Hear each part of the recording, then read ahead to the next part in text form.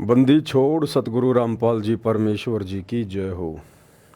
परमपिता परमात्मा सारी सृष्टि के रचनहार, कुल मालिक, असंख्य ब्रह्मांडों के स्वामी, जगत गुरु, तीनों लोकों में प्रवेश करके सबका भरण पोषण करने वाले राजाधिराज, आत्माधार, नाथों के नाथ, देवों के देव, महादेव, सर्वेश्वर, महेश्वर, मृत्युंजय, अजरो अमर, आदि अनादि, सनातनी प्रभु, जगत पिता जगदीश्वर, श्री श्री एक हजार आठ की उपाधि के वास्तविक अधिकारी, अकाल मूरत शब्द स्वरूपी राम वासुदेव, सर्वगतम ब्रह्म, परम पूज्य, प्रथम पूज्य, परम संत, परम पुरुष, परम धनी, परम दयालु, सत्य कबीर, हक्का कबीर, अल्लाहु कबीर, अल्लाहु अकबर, बाखबर, अल्लाह ताला, जगत के तारणहार, जगत के मुक्तिदाता, जगत के जगन्नाथ, हारे के सहारे, हिंदुओं के राम, मुसलमानों के अल्लाह, सिखों के वायुगुरु, ईसाइयों के मसीह, दया के सागर दयानिधि, करुणा के सागर करुणानिधि, स्वयंभू परिभू,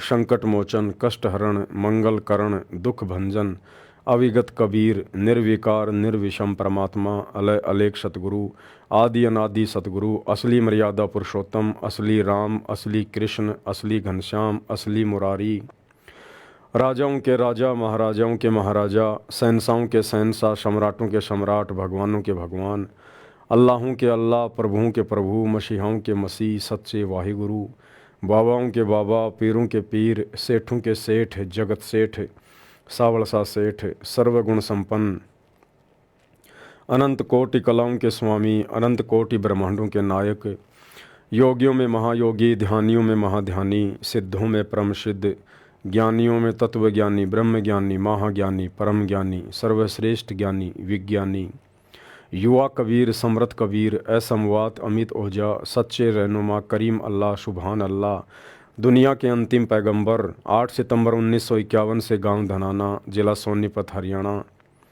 गांव धनाना, जिला सोनीपत, हरियाणा, भारतवर्ष की पावन भूमि पे प्रकट रियल कल की भगवान, श्री नारायण साकार हरि, श्री बाबा साहेब, नूर अनंत परमात्मा, संत शिरोमणि सतगुरु रामपाल जी परमेश्वर जी के चरण कमल में साध संगति से जुड़े हुए देश विदेश से आप और हम सभी सत्सेवक भाई बहनों का अनंत कोटि दंडवत प्रणाम।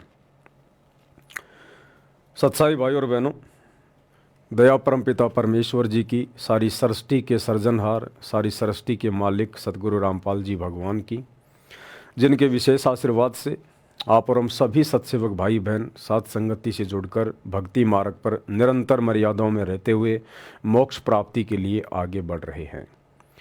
भाई और बहनों, गुरुदेव भगवान के विशेष आशीर्वाद से, उन्हीं के मुख कमल से उच्चारित विशेष संदेश जो वर्तमान में उनकी लीला के तहत, उनके मिशन के तहत हिसार जेल से बैठकर बाहर अपने बच्चों के लिए भेजे जा रहे हैं, जो विशेष संदेश विशेष आत्माओं सत्सेवकों के दिलो दिमाग में गंभीरता से बैठे हुए हैं, जो हमारे विश्वास को दृढ़ता के साथ निरंतर आगे की ओर बढ़ा रहे हैं। तो विशेष संदेशों के ऊपर वीडियो बनाने की श्रृंखला जारी है। इसी श्रृंखला में विशेष संदेश नंबर 13 का आज ये पार्ट नंबर 2 है, जिसके ऊपर हम चर्चा करेंगे।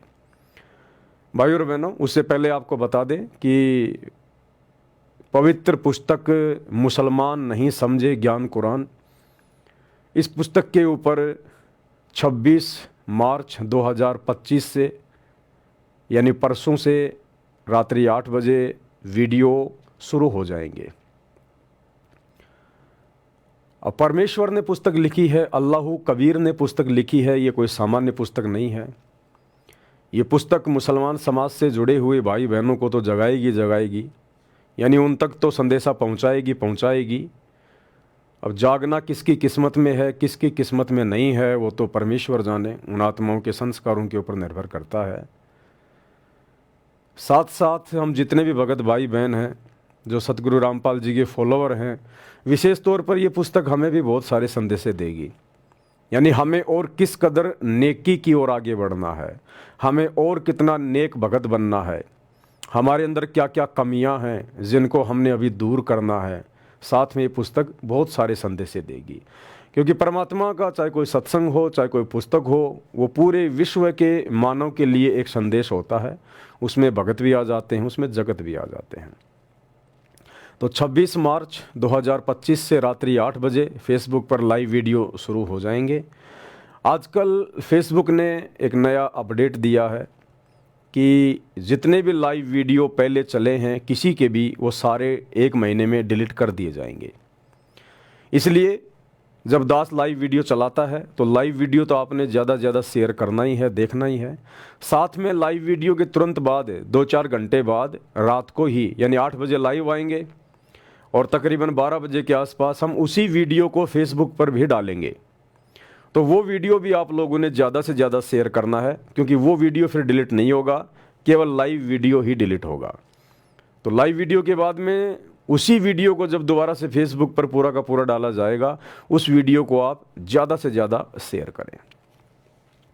तो विशेष संदेश के ऊपर वीडियो बनाने की श्रृंखला जारी है।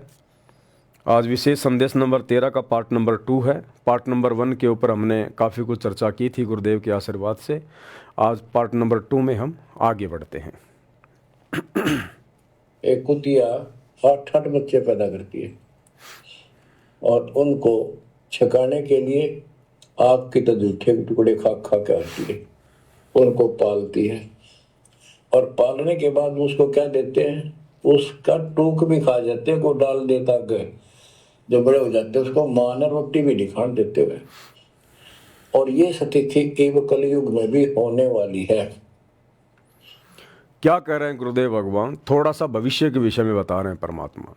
आने वाले युग परिवर्तन के समय जिस कदर पूरे विश्व में खलबली मचेगी उसके बारे में बता रहे हैं कि जिस प्रकार एक कुतिया बड़ी मुश्किल से घर घर जाके कहीं टूक खाती है, कहीं जूत खाती है, कहीं लट खाती है, कहीं गोबर टट्टी खा के आती है जब खाना नहीं मिलता है तो, और अपने स्तनों में दूध पैदा करके, यानी खाएगी तभी तो दूध पैदा होगा, उसके बाद अपने बच्चों को दूध पिलाती है। और जब वो बच्चे बड़े हो जाते हैं और यदि कोई रोटी का टुकड़ा डाल देता है, वो बच्चे अपनी माँ को भी नहीं खाने देते, अपनी माँ को भी, उसकी भी गर्दन पकड़ के काट लेते हैं उस एक रोटी के टुकड़े के लिए जिस कुतिया ने उनको पाल पोस के बड़ा किया। तो गुरुदेव कहते हैं ये समस्या अब आगे आने वाली है। 2028 युग परिवर्तन का समय है, पूरे विश्व के मानव समाज के लिए आपातकालीन है, आपातकालीन। भारत देश में भी 2028 तक नास्त्रेदमस की भविष्यवाणी के अनुसार, हरारे की भविष्यवाणी के अनुसार 16 से अधिक राज्यों में आपातकालीन राष्ट्रपति शासन लागू हो जाएगा। इतनी अस्थिरता बढ़ जाएगी, मिलिट्री शासन लागू हो जाएगा और प्राकृतिक आपदाएं घेरेंगी वो अलग। कहीं पर बाढ़, कहीं भूकंप, कभी अतिवृष्टि, कभी अनावृष्टि, महामारियां, युद्ध, गृह युद्ध, अकाल, भूखमरी। तो उस समय वही हाल होगा दुनिया का जो उस कुतिया का और उसके बच्चों का। एक एक रोटी के टुकड़े के लिए लोग तरसेंगे, लड़ेंगे, झगड़ेंगे। माँ सोचे पहले मैं खा लूं मेरी जान बचे, बच्चे सोचेंगे पहले हम खा लें हमारी जान बचे। वो परिस्थितियां पैदा होंगी, अन्यथा ये अल्लाह कबीर, अल्लाह अकबर, सारी सृष्टि का मालिक जो दुनिया को समझाने के लिए आया हुआ है और दुनिया ने उसे नकार दिया ना पहचान कर, आज वो हिसार जेल में जाके बैठ गया आगे के समय के इंतज़ार में। तो दुनिया ने अपने पैर पर कुल्हाड़ी तो मारी ली है, भगवान के साथ में बेअदबी की है, कोई छोटी बात थोड़ी है। यहाँ अगर आप किसी स्टेट के मुख्यमंत्री के साथ बेअदबी कर दो, देश के प्रधानमंत्री को गाली दे दो, बेअदबी कर दो, उसकी बात ना मानो, फिर देखो उसका इनकार 7वें आसमान पर। वो हर संभव कोशिश करेगा आपको मिटाने की, आपको डुबोने की। और दुनिया ने तो सारी सृष्टि के प्रधानमंत्री के साथ बेअदबी की है, उनके ज्ञान को ना स्वीकार करके। तो दुनिया के साथ में क्या होगा? वही होगा जो कुतिया और उसके बच्चों के बीच में होता है बड़े होने पर। एक रोटी के टुकड़े के लिए एक दूसरे को काट खाते हैं। आदरणीय गरीबदास जी ने अपने ग्रंथ साहिब में जिक्र किया है, गुरुदेव भगवान ने उसका खुलासा किया है कि सन 1720 में एक भयंकर अकाल पड़ा। केवल 1 वर्ष वर्षा नहीं हुई, उस एक वर्षा ना होने के कारण भारतवर्ष में इतना जबरदस्त अकाल पड़ा कि दिल्ली के राजा महाराजा भी रोटी के टुकड़े के लिए दर दर भटक रहे थे। सोचो फिर आम प्राणियों की क्या हालत हुई होगी। पेड़ों की टहनियां, उनकी झुरमटें, उनके पत्ते, उनके फूल खा गए। खेत की सुरक्षा के लिए जो झाड़ियां लगाई जाती हैं, जो बाड़ लगाई जाती है, लोग उसको भी कूट कूट के खा गए। सूखी लकड़ियों को कूट कूट के खा गए। लोगों ने अपने बच्चे तक बेच डाले रोटी के टुकड़े के लिए। और गुरुदेव ने अपनी वाणी में बताया, दिल्ली के शहजादों के विषय में,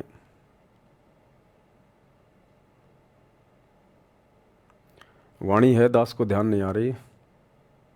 शहजादे मांगत फिरें दिल्ली के उमराव, और जिन रोटी पाई नहीं जो खाते थे नान पुलाव। वो दिल्ली के बादशाह और उनके शहजादे, उनके बेटे बेटियां जो नान पुलाव खाया करते थे, 56 प्रकार के पकवान खाया करते थे, सन 1720 में उनको रोटी का टुकड़ा भी नसीब नहीं हुआ। तो कहते हैं वो शहजादे मांगत फिरें दिल्ली के उमराव, और उनको रोटी भी मिली नहीं जो खाते थे नान पुलाव। तो वो समय आने वाले समय में बहुत जल्द आने वाला है। ऐसा थोड़ी है दुनिया इसी प्रकार से चलती रहेगी, जनसंख्या बढ़ती रहेगी, गरीब बेचारा गरीब चक्की में फिसता रहेगा, अमीर गरीबों की छाती पे पैर रख के आगे बढ़ता रहेगा, चोर चोरी करते रहेंगे, डकैत डकैती करते रहेंगे, 2 नंबर के काम करने वाले 2 नंबर के काम कर रहे हैं। अरे भैया, परिणाम भी तो भोगोगे, रिजल्ट भी तो आना है। ये थोड़ी है कि बच्चों की पढ़ाई पढ़ाई होती रहेगी, परीक्षा नहीं होगी, रिजल्ट नहीं आएगा। तो पढ़ाई बहुत हो चुकी है, दुनिया ने बहुत अपने कर्म फोड़ लिए हैं, बहुत कुकर्म कर लिए हैं, बहुत मनमानियां कर ली हैं। अब उनका परिणाम, उनका रिजल्ट आएगा 2028 तक, जिसको युग परिवर्तन कहते हैं। तो उस समय वो स्थिति पैदा होने वाली है जो गुरुदेव भगवान ने बताई है, उस कुतिया का और उसके बच्चों का उदाहरण देके। और बचने का तरीका भी भाई और बहनों केवल गुरुदेव भगवान के पास है, किसी और के पास नहीं है। आज आपके पास चाहे 1000 क्विंटल गेहूं है, चाहे 1000 गैस सिलेंडर आपके घर में हैं, लेकिन 2028 युग परिवर्तन में भाई आपको भी इस दौर से गुजरना पड़ेगा। अगर आपके घर में अनाज की कमी नहीं आएगी तो दूसरी प्रकार की कोई कमी आएगी। पीने को पानी नहीं मिलेगा, सूखी रोटियां खा खा के कैसे जीवन जिएगा। और कोई प्रॉब्लम आ जाएगी, भयंकर बीमारी हो जाएगी, वायरस घुस जाएगा, फिर क्या करेगा? वो गेहूं बचाएगा? वो गैस सिलेंडर बचाएगा क्या? तो हर व्यक्ति को युग परिवर्तन के दौर से गुजरना पड़ेगा, अपने किए गए कुकृत्यों का परिणाम भोगना पड़ेगा। इसलिए तो कहते हैं भैया, अच्छे कर्म करो, अच्छे कर्म करो, परमात्मा को प्रसन्न करो। और बचाव का तरीका केवल गुरुदेव की सत भक्ति, ये सच्ची इबादत जो अल्लाह कबीर सतगुरु रामपाल जी के पास है। ये स्वयं बाखबर है, तत्वदर्शी संत है, स्वयं अल्लाह कबीर है। ये स्वयं पृथ्वी पर आकर प्रकट होकर इंसानी रूप में, मानव रूप में अपना ज्ञान देता है, आगे का मार्ग बताता है। तो भैया जल्द से जल्द इनके सत्संग सुनना शुरू कर दीजिए, यदि अपने और अपने परिवार का उस महाविनाश के दौर में बचाव चाहते हैं तो। अन्यथा ना आपको ये राजनीति बचाएगी, ना राजनेता बचाएंगे, ना आपकी धन दौलत बचाएगी, ना आपके रिश्तेदार बचाएंगे, ना आपका पद और रुतबा बचाएगा। सब धरे के धरे रह जाएंगे, धरे के धरे। ऐसे अकाल बहुत आ चुके हैं, इतिहास गवाह है। राजाओं को भी हाथ में कटोरा लेके मांगना पड़ा है।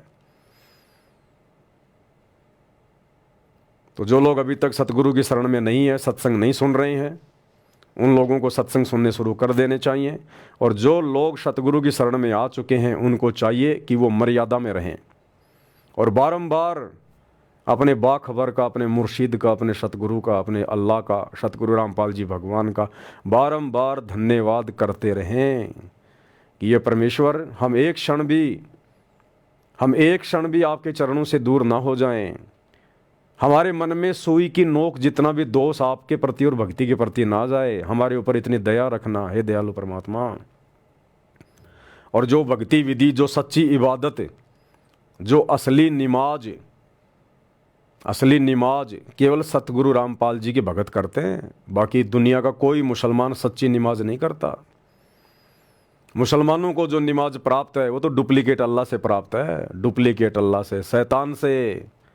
ओरिजिनल नमाज यानी त्रिकाल संध्या जो वेदों में वर्णित है, क्योंकि वेद सनातनी ग्रंथ हैं, सबसे पुराने ग्रंथ हैं, वेद लाखों साल पहले लिखे गए थे। ये नमाज वाली जो कुरान शरीफ है ये तो अभी 1400 साल पहले हज़रत मोहम्मद के ऊपर नाजिल हुई थी।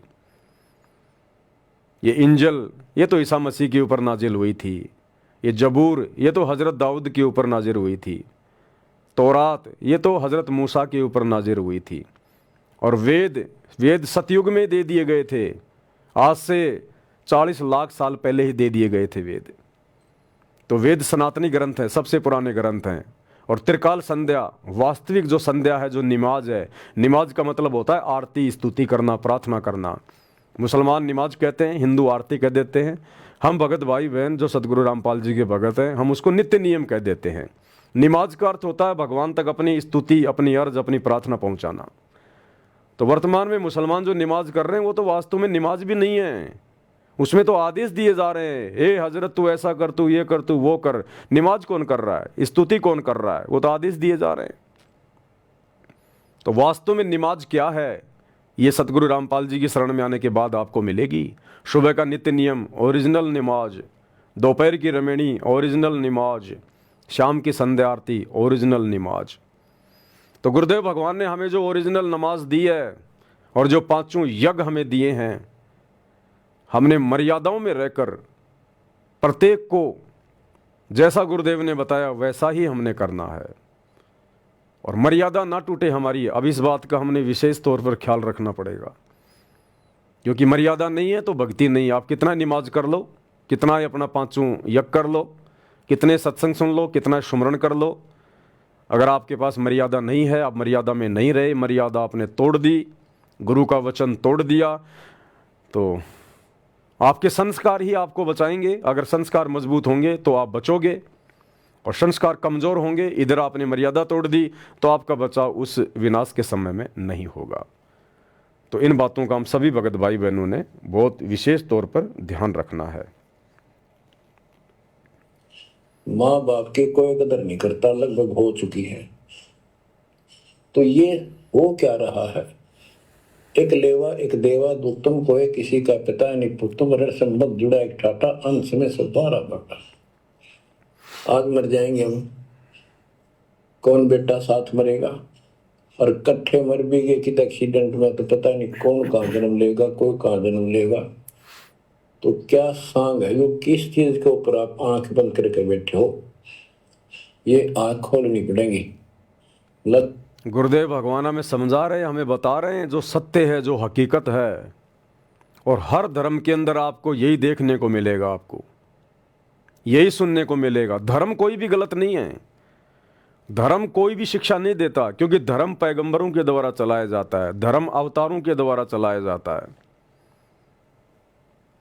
धर्म एक संस्था होती है, धर्म के कुछ नियम होते हैं, कुछ कायदे होते हैं, कुछ मर्यादा होती है। लेकिन उन धर्मों को मानने वाले आगे चलकर उस धर्म का स्वरूप बिगाड़ देते हैं। जिन पैगंबरों ने, जिन नबियों ने, जिन रसूलों ने, जिन अवतारों ने, जिन महापुरुषों ने वो धर्म चलाए थे, उस समय उन्होंने अच्छी शिक्षाएं दी थी। अगर वर्तमान का इंसान, वो चाहे किसी भी धर्म से जुड़ा हुआ है, अगर उन महापुरुषों के नियमों के अनुसार चले तो यहाँ बहुत अच्छा वातावरण हो सकता है, बहुत अच्छा माहौल हो सकता है। लेकिन आगे चलकर 100, 200, 400, 5 साल बाद उन महापुरुषों के जाने के बाद धर्म का स्वरूप बिगड़ जाता है, कोई भी मर्यादा में नहीं रह पाता है, सारी मर्यादाओं की धज्जियाँ उड़ा दी जाती हैं और उस धर्म का स्वरूप बिगाड़ दिया जाता है। जैसे हज़रत मोहम्मद जी ने कितना अच्छा एक धर्म चलाया, एक पंथ चलाया, इस्लाम, और इस्लाम को मानने वाले को मुसलमान कहा जाने लगा। मुसलमान, मुसल्ले ईमान, यानी जो ईमान का पक्का हो। कौन सा ईमान? जो शिक्षा हज़रत मोहम्मद जी ने इस्लाम धर्म में लागू की थी कि मांस को छूना भी नहीं, किसी जीव की हत्या नहीं करनी, मांस भक्षण नहीं करना, ये तो राक्षसों का भोजन है।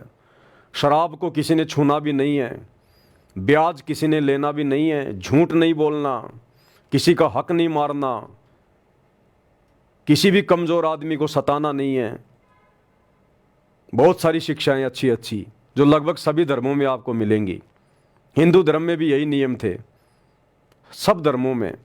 नानक जी ने भी यही नियम बताए, क्योंकि सभी महापुरुष उस पूर्ण परमात्मा अल्लाह कबीर से परिचित थे, अल्लाह अकबर से, कबीर भगवान से परिचित थे। लेकिन आज मानता कौन है उन नियमों को? कोई फॉलो नहीं करता उन नियमों को।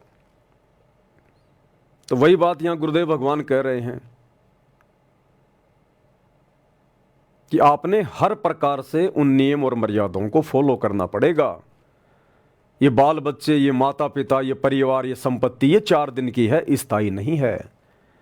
सबसे पहले तो हमारी आंखें खुल जानी चाहिए सत्संग सुन के कि हम इस गंदे लोक के निवासी नहीं हैं। हमारा लोक सतलोक है, हमारा ठिकाना सतलोक है।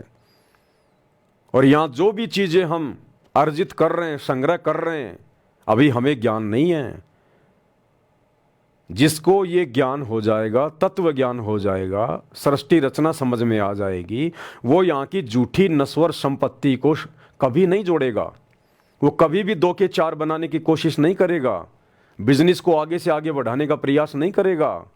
वो केवल 2 टाइम की रोजी रोटी तक सीमित रहेगा कि बस भगवान की दया से, अल्लाह की रहमत से मेरे परिवार का पालन पोषण हो जाए और मेरी भक्ति हो जाए।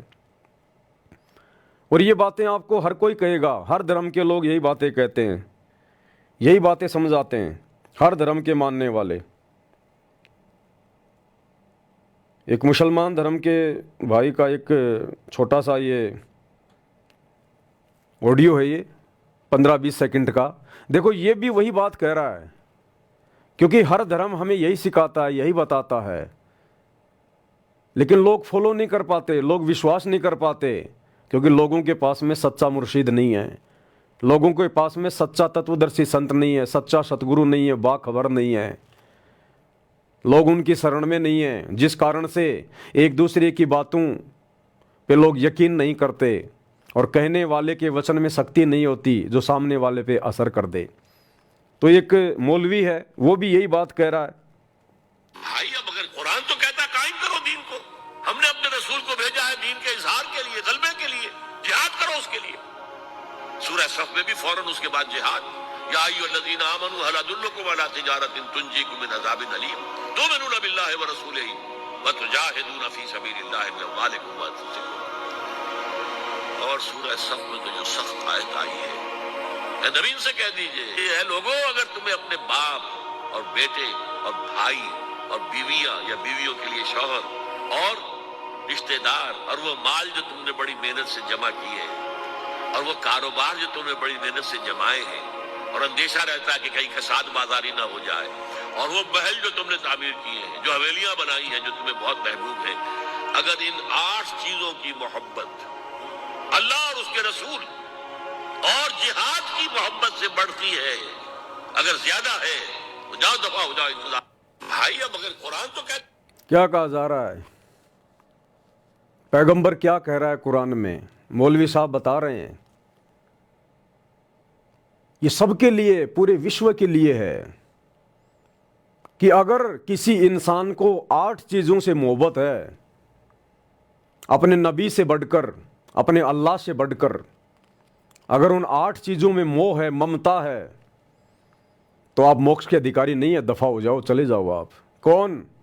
परिवार, बेटा बेटी, भाई बंधु, माता पिता, पत्नी, और पत्नी के लिए उसका पति यानी उसका सोहर, वो मकान जो तुमने बनाए हैं, वो गाड़ियां जो तुमने खरीदी हैं, वो संपत्ति, सोना चांदी, पैसा रुपया जो तुमने जोड़ा है, अगर इन तमाम चीजों में तुम्हारी मोह ममता अगर तुम्हारे सतगुरु से बढ़कर है, तुम्हारे लिए परमात्मा से बढ़कर है, तो दफा हो जाओ, तुम मोक्ष के अधिकारी नहीं हो।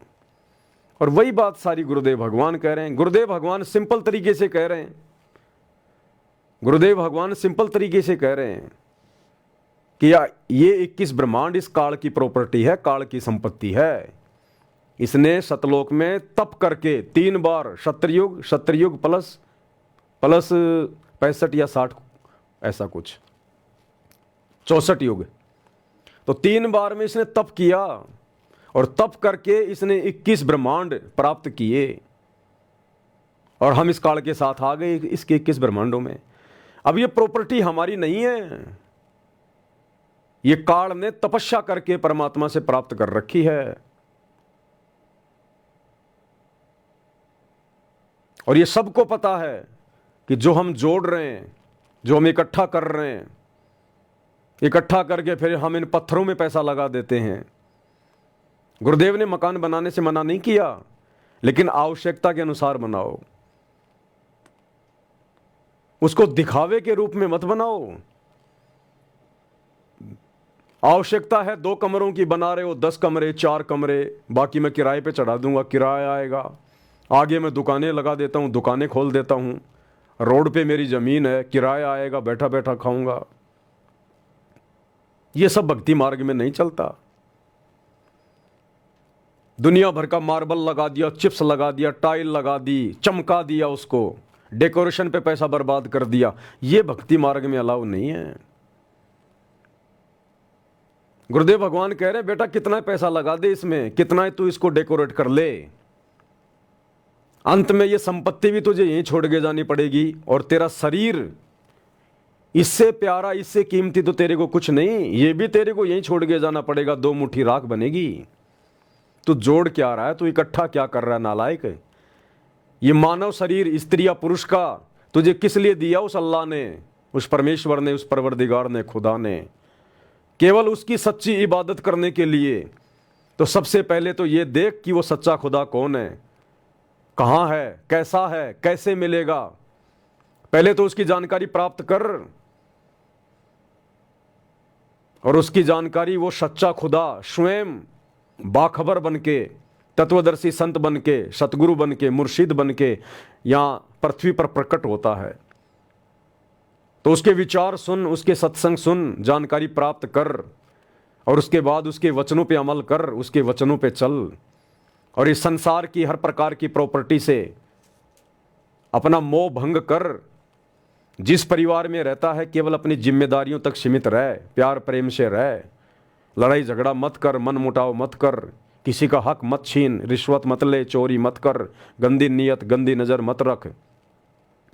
और तेरा सबसे ज़्यादा प्रेम, तेरा सबसे ज़्यादा प्यार जब तुझे उस अल्लाह की सच्ची इबादत मिल जाए, वो अल्लाह तुझे मुर्शिद रूप में मिल जाए, सतगुरु रूप में मिल जाए, तो तेरा सबसे ज़्यादा प्रेम, तेरा सबसे ज़्यादा प्यार, तेरा सबसे अधिक मोह तेरे सतगुरु में होना चाहिए, केवल तेरे सतगुरु में। यहाँ की संपत्ति को केवल तू यूज कर, तू प्रयोग कर, किराए की समझ कर, अपनी मत समझ। जो व्यक्ति एक मकान किराए पे लेके रहता है, वो व्यक्ति कभी सोचता भी नहीं है कि मैं इसके ऊपर 1 मंजिल और बना दूं। जो व्यक्ति किराए के मकान में रहता है, वो व्यक्ति कभी सोचता भी नहीं कि मैं इस पे पेंट करवा दूं। कभी नहीं सोचता वो व्यक्ति, क्योंकि उसको हकीकत का पता है कि ये मकान तेरा नहीं है, ये किराए का है। तो इसमें जितना पैसा लगाएगा व्यर्थ जाएगा, बेकार जाएगा, तुझे कुछ नहीं मिलेगा। तो जब भगत को अपने गुरु से ज्ञान हो जाता है तो उसको पता हो जाना चाहिए, भगत को पता हो जाना चाहिए कि तू जिस पृथ्वी लोक पर रह रहा है तो केवल चंद समय के लिए, थोड़े समय के लिए है। तुझे केवल ये किराए के लिए जगह मिली है, किराए के लिए। तुझे उस परमात्मा ने, तुझे उस परमेश्वर ने भक्ति के लिए यहाँ थोड़े समय के लिए नीचे भेजा है। ये शरीर भी किराए का है, तेरा नहीं है, ये भी खाली करना पड़ेगा, इसको छोड़ना पड़ेगा। तो जो मकान तू बना रहा है वो तेरा कैसे हो गया? जिस दिन तेरा शरीर छूटेगा, तेरा निधन होगा, तूने वो मकान भी छोड़ के जाना पड़ेगा। उस दिन तेरे लिए वो मकान भी किराए का, ये शरीर भी तूने छोड़ के जाना पड़ेगा, ये भी किराए का।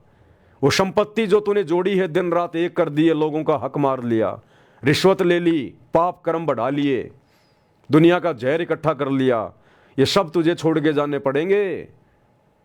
और उस परमात्मा से तेरी मुलाकात होगी, उस परमात्मा के दरबार में जाना पड़ेगा, दूसरा कोई रास्ता नहीं है। और वहां तेरे तमाम कर्मों का, कुकर्मों का, तेरी नेकी का वहां हिसाब होगा, तुझे जवाब देना पड़ेगा। उस परमात्मा से तेरी मुलाकात होगी, तेरी भेंट होगी। तो उस दिन से डर, उस दिन का खौफ अपने अंदर लेकर आ, उस दिन का भय तुझे हमेशा रहना चाहिए कि शरीर छोड़ने के बाद मेरे परमात्मा से मेरी भेंट होगी, मेरी मुलाकात होगी, मैं क्या जवाब दूंगा? जब परमात्मा मुझसे कहेगा कि ए नादान, तेरे को ये मनुष्य शरीर स्त्री या पुरुष का सच्ची इबादत करने के लिए दिया था, परमात्मा की भक्ति करने के लिए दिया था, क्या तूने सच्चे सतगुरु की तलाश करी? क्या तूने बाखबर की मुर्शिद की तलाश करी? या फिर तू उन्हीं परंपराओं में लगा रहा जो मुल्ला मौलवी काजी पंडित पोप पादरी पाठियों ने जो तुझे बता दिया, तेरे माता पिता जो कर रहे थे, या उसी भेड़ चाल में लगा रहा और ये मनुष्य जन्म बर्बाद करके आ गया? हमें विशेष बुद्धि विशेष अकल दी है परमात्मा ने। हम जानवर नहीं हैं, हम पशु पक्षी नहीं हैं। हम आपस में सलाह मशवरा कर सकते हैं, चिंतन मनन कर सकते हैं, विचार कर सकते हैं, सही क्या है गलत क्या है इसका निर्णय कर सकते हैं। हम शास्त्रों को पढ़ सकते हैं, हम सच्ची भक्ति सच्चे खुदा के बारे में जान सकते हैं। अन्य पशु पक्षियों को ये छूट नहीं है, इतनी बुद्धि उनके अंदर नहीं है। और यदि हमने ये विशेष काम नहीं किया और शरीर छोड़कर चले गए तो हम में और पशु पक्षियों में क्या अंतर रहा, जानवरों में क्या अंतर रहा? वो जानवर भी आए, पैदा हुए, बड़े हुए, फिर उन्होंने लोगों को पैदा करना शुरू किया, उनके पालन पोषण में लगे रहे, अंत में मर गए। और वही काम एक इंसान करता है, आया, पैदा हुआ, बड़ा हुआ, फिर वो पैदा करने लग गया, खाया पिया, बच्चों का पालन पोषण किया, मोह ममता में पड़ा रहा और अंत में वो भी मर गया। तो फिर इंसान में और जानवर में भला क्या अंतर? तो परमात्मा से फिर मुलाकात होगी, परमात्मा हिसाब मांगेगा क्या किया जाके। इसलिए गुरुदेव भगवान कह रहे हैं कि यदि आपको ये ज्ञान समझ में आ गया, तत्व ज्ञान समझ में आ गया, तो यहाँ की किसी भी वस्तु में हमने मोह ममता पैदा नहीं करनी है। हमारे अंदर हमेशा ये चिंतन मनन होता रहना चाहिए। अगर हम भगत हैं और हमारी भक्ति सही चल रही है तो हमारे अंदर दिन में 1 बार 2 बार जरूर ये चिंतन होना चाहिए कि ये पैसा मेरा नहीं है, ये प्रॉपर्टी मेरी नहीं है, मैं आवश्यकता से ज़्यादा ना कमाऊँ, आवश्यकता से ज़्यादा इसका संग्रह ना करूँ। अगर मेरे गुरु का आशीर्वाद मेरे ऊपर नहीं रहा, मेरा गुरु नाराज हो गया, तो ये पैसा भी मेरे कोई काम नहीं आएगा, मेरी कोई मदद नहीं करेगा। दुनिया भी मेरी बैरी, मेरी शत्रु हो जाएगी। अगर मेरा दोस्त, अगर मेरा सतगुरु जो मेरा सबसे बड़ा दोस्त है, अगर वो मुझसे नाराज हो गया तो दुनिया भी बैरी हो जाएगी। और अंत में ये पैसा, ये प्रॉपर्टी, ये धन, ये सोना चांदी, ये बाल बच्चे, परिवार, दुनिया, ये रिश्तेदार, ये मेरे साथ नहीं जाएंगे। ऐसे ऐसे ना जाने मेरे कितने जन्म हो चुके हैं। हर जन्म में मेरे पास में रिश्तेदार थे, माता पिता थे, बेटा बेटी थे, धन था, गाड़ी थी, कोठी थी, आज कहाँ है पता भी नहीं है। और मरने के बाद मैं इसको भी छोड़ जाऊंगा, ये नहीं जाएगी साथ, सबको पता, ये परम सत्य है। लेकिन फिर भी लोग चिंतन मनन नहीं करते, विचार नहीं करते। क्यों नहीं करते? क्योंकि वो अभी सच्चे बाखबर की शरण में नहीं है, सच्चे गुरु की शरण में नहीं है, तत्वदर्शी संत की शरण में नहीं है, जो उन आत्माओं में चिंतन मनन करने की शक्ति डाल सके। दुनिया भर के मुल्ला मौलवी पंडित काजी आचार्य शंकराचार्य सारा दिन चिल्लाते रहते हैं, यही बातें बताते हैं, क्योंकि शास्त्रों में तो यही लिखी हुई है, और क्या बताएंगे ये। लेकिन उनकी बातों का किसी आम व्यक्ति के ऊपर कोई असर नहीं होता। ना मुल्ला मौलवियों की बातों का मुसलमान धर्म के फॉलोवर के ऊपर कोई असर हो रहा, ना आचार्य शंकराचार्य और पंडितों की बातों का हिंदू धर्म के फॉलोवर पे कोई असर हो रहा। क्यों? कारण क्या है? क्योंकि उनके वचन में शक्ति नहीं है। वो केवल बोलते हैं अपने धार्मिक धंधे के लिए, अपनी पब्लिसिटी के लिए, अपनी मान बढ़ाई के लिए। वो खुद उन चीज़ों पे अमल नहीं करते, जिस कारण से उनके द्वारा बोले गए वचन में शक्ति नहीं है। वो किसी और पे असर नहीं करते। जब तक सुनेंगे तब तक अच्छे लगेंगे, लेकिन जैसे ही वहाँ से जाएंगे फिर वो बातें दिलो दिमाग से दूर हो जाएंगी। इसलिए सच्चे मुर्शिद, सच्चे सतगुरु रामपाल जी की शरण में आना बहुत ज़रूरी है। ये परमात्मा सबके लिए आता है, क्योंकि ये सभी का पिता है। ये मुसलमानों का भी पिता है, हिंदुओं का भी पिता है, जैनियों का, सिखों का, ईसाइयों का, सभी का पिता है, क्योंकि ये सच्चा खुदा है। इस परमात्मा ने कोई धर्म नहीं बनाया, कोई जातियां नहीं बनाई, इसने कोई संप्रदाय नहीं बनाए। इसने हमारे को मनुष्य बना के भेजा था, इंसान। इसने मुसलमान बना के नहीं भेजा, इसने ईसाई या हिंदू बना के नहीं भेजा, इसने इंसान बना के भेजा। इंसान, ये धर्म तो हम बना बैठे, धर्म के ठेकेदार बना बैठे अपने स्वार्थ के लिए। तो परमेश्वर सबके लिए आता है। परमेश्वर का, सच्चे सतगुरु का ज्ञान सबके लिए होता है। तो सभी धर्म के मानने वालों को सतगुरु रामपाल जी के प्रवचन सुनने चाहिए, और ये धर्म और जातियों की जो बेड़ियां, इनसे बाहर निकलना चाहिए। और 26 मार्च 2025 से मुसलमान नहीं समझे ज्ञान कुरान, इस पवित्र आसमानी पुस्तक के ऊपर वीडियो बनने शुरू हो जाएंगे। आप वो वीडियो देखिएगा, बहुत कुछ समझ में आएगा, बहुत कुछ। क्योंकि हमने नेक बंदा बनना है, हमने परमात्मा के सामने जाके खड़ा होना है, क्या जवाब देंगे? तो हमसे कोई गलती ना बन जाए, हमारी भक्ति में, हमारी सच्ची इबादत में कोई कमी ना रह जाए। और मुसलमान धर्म के लोग क्या सच्ची इबादत करेंगे जब उनको सच्चे खुदा का ही नहीं पता कि सच्चा खुदा कौन है? किसी को नहीं पता, पूरे विश्व के मुसलमानों को नहीं पता कि खुदा कौन है। वो कहते हैं खुदा कभी इंसान रूप में आता ही नहीं, खुदा तो निराकार है, खुदा तो बेचून है, खुदा दिखाई नहीं देता। अरे फिर देखा किसने? फिर तुम ये कैसे दावा कर रहे हो कि वो खुदा है जिसको देखा नहीं किसी ने, जो कभी धरती पे आया नहीं? फिर तुम कैसे कह सकते हो कि वो खुदा है? हवा हवाई बात है। और वो खुदा इतना डरपोक क्यों भाई? एक तरफ कहते हो कि पूरी कायनात खुदा ने बनाई, तो कायनात में तो ये धरती भी आ गई, तो परमात्मा अपने द्वारा बनाई गई धरती पे आने से क्यों डरता भाई? इतने डरपोक खुदा की फिर इबादत क्यों करते हो? फिर तुम क्यों दावा करते हो कि अल्लाह सबसे बड़ा, अल्लाह सबसे बड़ा? अल्लाह तो डरपोक है, जो धरती पे नहीं आ पा रहा उसको डर लग रहा है, काहे का बड़ा है वो?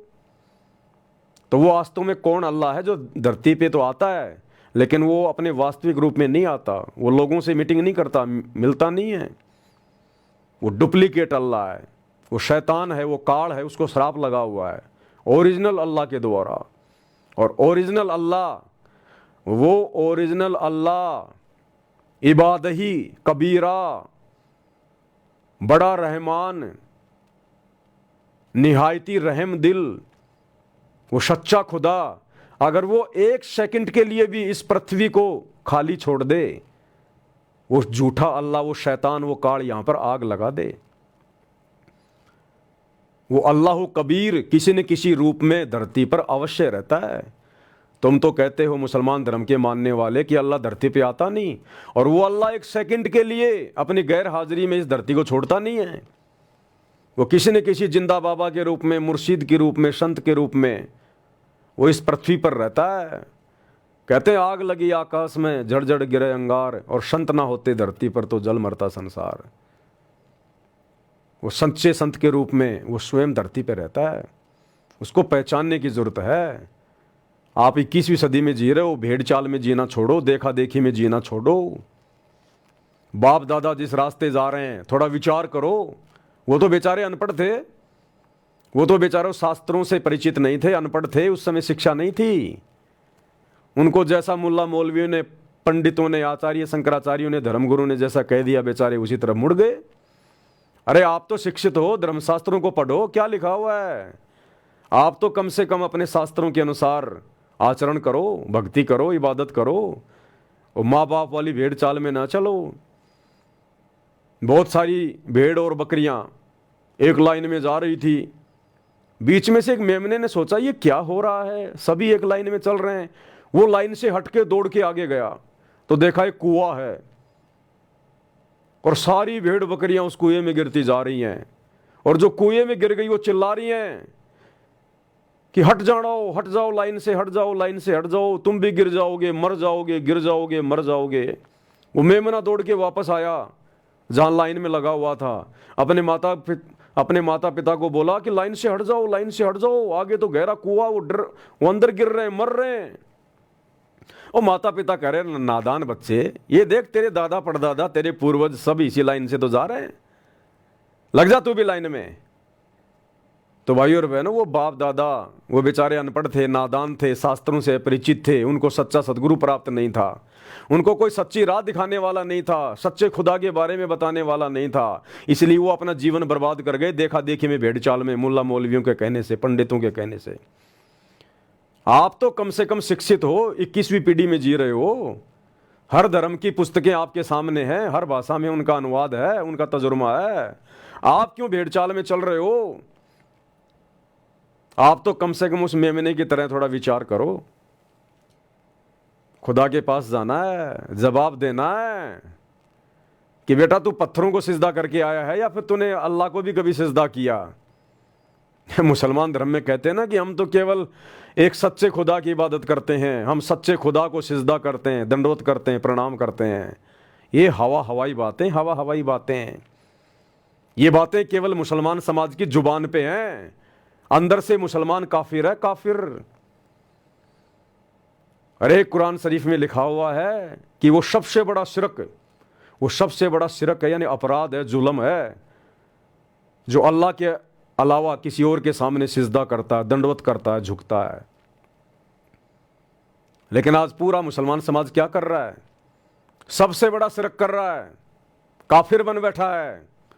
बात करते हैं अल्लाह की, अल्लाह को तो तुम जानते भी नहीं, अल्लाह है कौन, कैसा है, कहाँ रहता है, सिजदा क्या खाक करोगे तुम उसके सामने? और उसके बावजूद फिर कहाँ कहाँ जाते हो सिजदा करने? अजमेर मोइनुद्दीन चिश्ती की दरगाह पे क्या है, वो अल्लाह है क्या? उसकी वो बनी हुई है वहाँ पर, क्या बोलते हैं उसको, उसकी दरगाह है वहाँ पे, उसकी मज़ार है वहाँ पे जहाँ उसको दफनाया गया था, वो पत्थर का टुकड़ा है वो, उसके सामने जाके तुम सिजदा करते हो। तो तुम तो पत्थर पूज रहे हो, अल्लाह का तो तुम्हें पता ही नहीं अल्लाह है कहाँ। अरे तुम कहते हो अल्लाह तो धरती पे आता नहीं, तो अजमेर की दरगाह में तो अल्लाह है ही नहीं, क्योंकि अल्लाह तो कभी धरती पे आता नहीं। फिर उस पत्थर की टुकड़ी के सामने सिजदा क्यों कर रहे हो? क्या यह पत्थर पूजना नहीं है क्या? तुम हिंदुओं से कम हो क्या? हिंदू मंदिरों में जाके पत्थरों के आगे सिजदा करते हैं, तुम इन मज़ारों के आगे जाके सिजदा करते हो। अलीगढ़ की दरगाह में जाके क्या करते हो? अल्लाह बैठा है, अल्लाह तो धरती पे आता नहीं तुम्हारे अनुसार, अल्लाह तो इंसानी रूप में आता नहीं।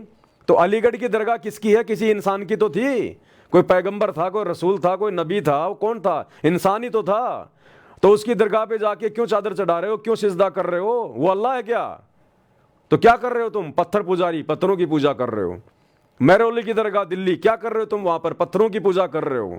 मक्का मदीना जाते हो, हज करने जाते हो, क्या करने जाते हो? वहां पर पत्थर पूजने जाते हो। अल्लाह बैठा उसमें, अल्लाह तो आता नहीं तुम्हारे अनुसार धरती पे। तो अल्लाह ने तो कभी तुम्हारी मक्का मदीना में पैर रखा ही नहीं, फिर तुम किसको जाके सजदा कर रहे हो वहां पर? किन पत्थरों को चूम रहे हो तुम? इंसानी पत्थरों को, जिनकी मज़ारें बनी हुई हैं। तो सबसे बड़ा शिरक तो मुसलमान खुद कर रहा है और दूसरों को कह रहा है कि दूसरे काफिर हैं, हम तो केवल अल्लाह की इबादत करते हैं। अल्लाह के तो तुम्हें एक बाल की जानकारी भी नहीं, एक बाल की भी। अल्लाह की जानकारी देने अल्लाह खुद आता है धरती पे, वरना आग लग जाए यहां पर अगर अल्लाह ना आए तो यहां पर। लेकिन आप लोग भेड़ बकरी की तरह सिर्फ देखा देखी में चल रहे हो, आंखों पे काली पट्टी बांध के। हर धर्म के मानने वालों की यही हालत है, यही हालत है। सबके सब काफिर हैं, सबके सब काफिर। अगर एकमात्र दुनिया में यदि कोई सच्ची इबादत कर रहे हैं सच्चे खुदा की, केवल सतगुरु रामपाल जी के फॉलोवर, केवल अपने गुरुदेव भगवान की इबादत करते हैं, अपने सच्चे मुर्शिद की इबादत करते हैं, बाकी सब काफिर हैं जितने भी धर्म के मानने वाले हैं। तो भैया ऐसी बात नहीं बनेगी। अल्लाह को जाके मुंह दिखाना है, अल्लाह को जाके मुंह दिखाना है। तो आज अल्लाह आया हुआ है सन 1994 से, सत्संग कर करके तुम्हें जगा रहा है, बता रहा है। कुरान शरीफ की आयतें, सूरत फुरकानी 25 आयत नंबर 52 से 59। आज तक 1400 साल हो गई मुसलमान धर्म का मानने वाला कोई मुल्ला मौलवी काजी आज तक मुसलमान समाज को नहीं बता पाया कि इन आयतों का मतलब क्या है। ये बाखबर कौन है जो अल्लाह की सच्ची जानकारी देगा? आज तक कोई मुल्ला मौलवी मुसलमान समाज को नहीं बता पाया। तो सबसे बड़े धोखेबाज हो तुम, दगेबाज हो, जो पूरे मुसलमान समाज को धोखे में रखे हुए हो, केवल अपनी रोजी रोटी के लिए, अपना पेट भरने के लिए मस्जिदें खोल खोल के धंधा बना के बैठ गए। अरे तुम्हारे हजरत पैगंबर ने, हजरत मोहम्मद ने कब मस्जिद पूजी? कौन सी मस्जिद में जाके सिजदा किया? फिर क्या तुम अपने हजरत की शिक्षाओं पे चल रहे हो? केवल जुबान पे नाम है हजरत का, इसके अलावा कुछ नहीं है। तो भैया अभी भी समय है, सच्चे खुदा की इबादत में आ जाओ। हम आप लोगों को दावत दे रहे हैं, दावत, दीन इलाही की दावत। वास्तव में जो दीन इलाही है वो सतगुरु रामपाल जी का कबीर पंथ है, यथार्थ 13वां कबीर पंथ है। और हम सतगुरु रामपाल जी के तमाम फॉलोवर, तमाम सत्सेवक भाई बहन आप लोगों को दावत दे रहे हैं, पूरे विश्व के मुसलमानों को, आओ तुम्हारा खुदा, तुम्हारा मेहरबान रब, तुम्हारा निहायती रहम दिल खुदा सतगुरु रामपाल जी के रूप में धरती पे प्रकट है। आओ उनकी शरण में, सच्ची इबादत को ग्रहण करो, अपना आत्म कल्याण करवाओ। हम तुम्हें बारंबार दावत देते हैं, दावत, जैसे हजरत मोहम्मद जी बारंबार उस समय लोगों को दावत दिया करते थे इस्लाम से जुड़ने के लिए। सच्चा इस्लाम यदि आज धरती पर है तो सदगुरु रामपाल जी के चरणों में है।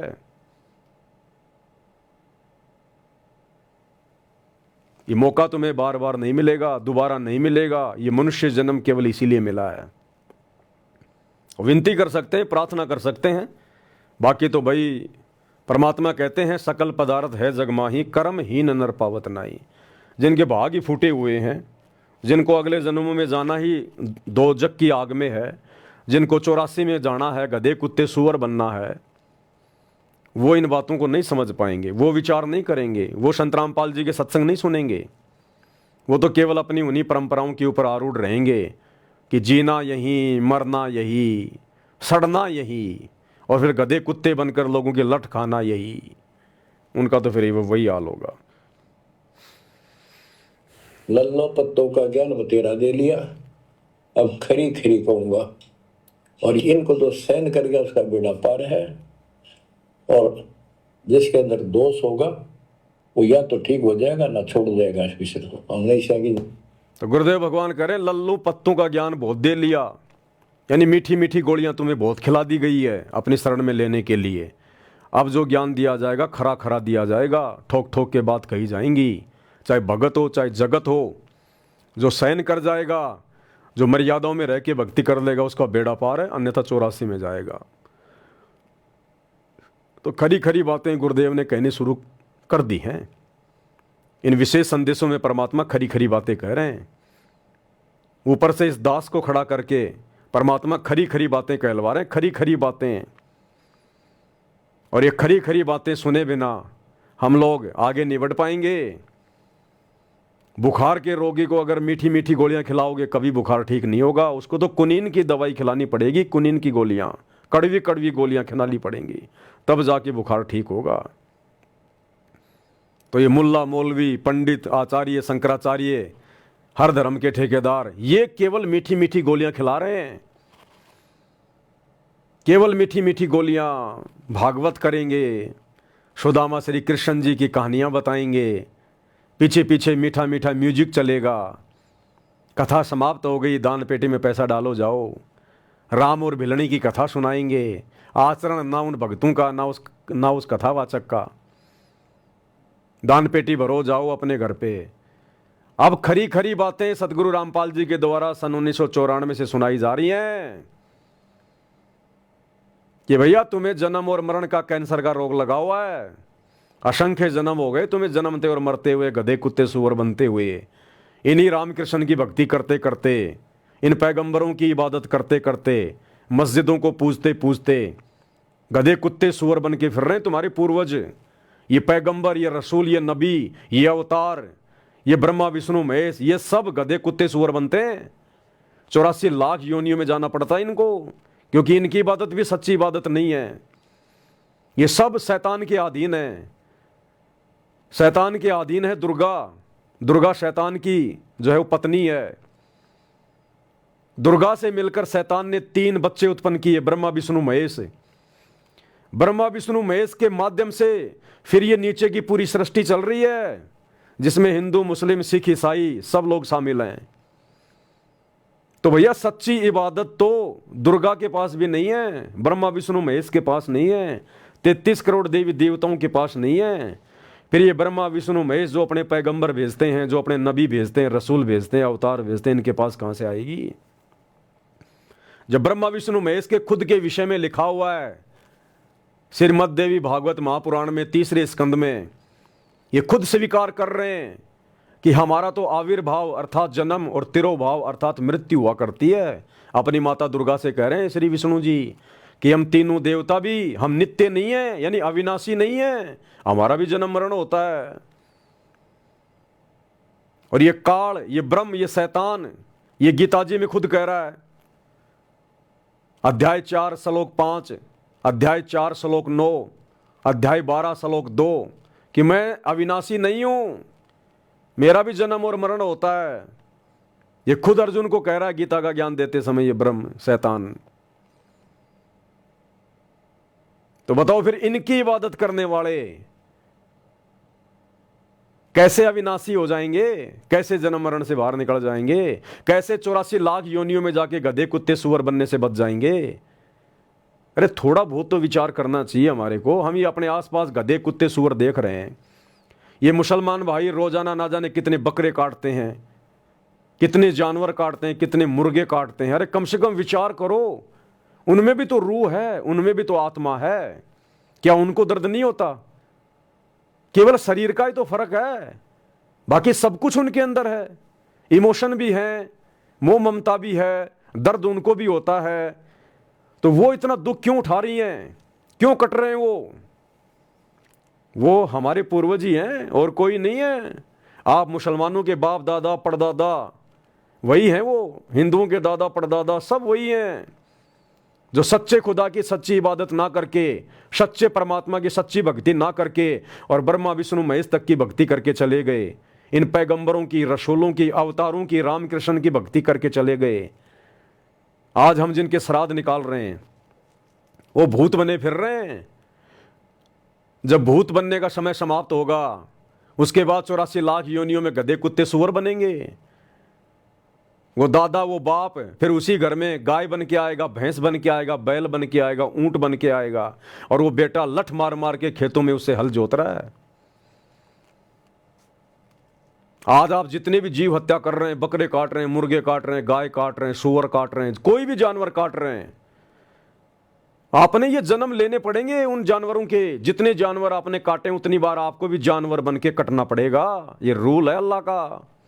तुमने उस दरगाह का महल नहीं देखा, धर्मराज के तिल तिल का लेखा।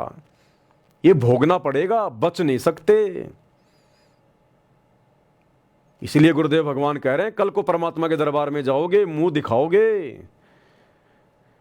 हिसाब देना पड़ेगा, अपने कर्मों का हिसाब देना पड़ेगा। ये मनुष्य जन्म केवल सच्चे खुदा की सच्ची इबादत के लिए मिला है। पहले कम से कम खुदा को तो पहचानो। अरे इबादत तो उसके बाद करोगे जब पहले तुम्हें खुदा का पता चलेगा। और पूरा मुसलमान समाज भ्रमित है कि खुदा दिखाई नहीं देता, खुदा निराकार है, खुदा धरती पे आता ही नहीं। फिर ये किसने कह दिया कि वो खुदा है? फिर ये कैसे कह रहे हो तुम कि वो खुदा है, जब वो किसी को दिखाई नहीं दिया, वो किसी से मिलता ही नहीं है, वो धरती पे आता ही नहीं है, तो फिर ये किसने कह दिया कि वो खुदा है?